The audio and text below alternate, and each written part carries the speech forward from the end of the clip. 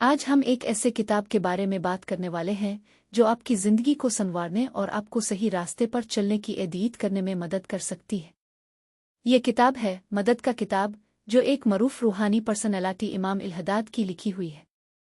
یہ کتاب نہ صرف روحانی بلکہ دینی اور اخلاقی زندگی کو بھی سنوارنے میں مددگار ہے۔ آئیے اس کتاب کے بارے میں زیادہ جاننے کی کوشش کریں اور دیکھیں کہ یہ کتاب ہمارے لیے کیا رکھتی ہے۔ امام الہداد ایک مشہور مسلمان روحانی پرسنالٹی تھے جنہوں نے یمنی زبان میں کئی کتابیں لکھیں۔ وہ اپنے وقت کے بڑے عالم اور صوفی تھے۔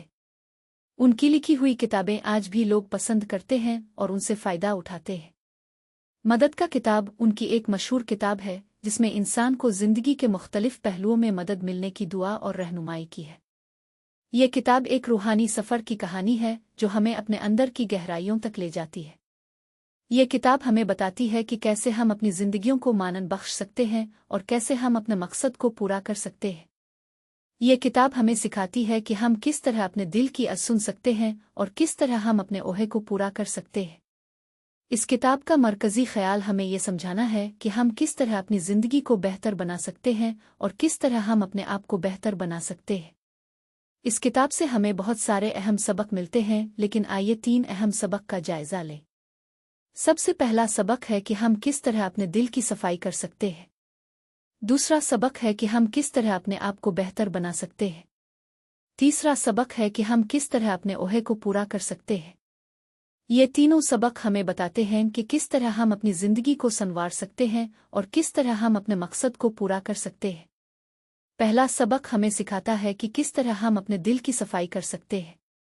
دل کی صفائی کا مطلب ہے کہ ہم اپنے دل سے برائیوں کو دور کریں اور اپنے دل کو نیکیوں سے بھریں۔ ہم اپنے دل کی صفائی کرنے کے لیے اپنے آپ کو معاف کرنے کی کوشش کر سکتے ہیں، اپنے آپ کو نیک کاموں میں مشغول کر سکتے ہیں اور اپنے آپ کو دوسروں کی مدد کرنے کے لیے تیار کر سکتے ہیں۔ دوسرا سبق ہمیں سکھاتا ہے کہ کس طرح ہم اپنے آپ کو بہتر بنا سکتے ہیں۔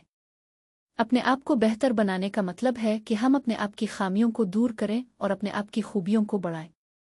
ہم اپنے آپ کو بہتر بنانے کے لیے اپنے آپ کو جدید علم سے آراستہ کر سکتے ہیں، اپنے آپ کو اخلاقی اقدار سے آراستہ کر سکتے ہیں اور اپنے آپ کو دوسروں کے ساتھ بہتر تعلقات بنانے کے لیے تیار کر سکتے ہیں۔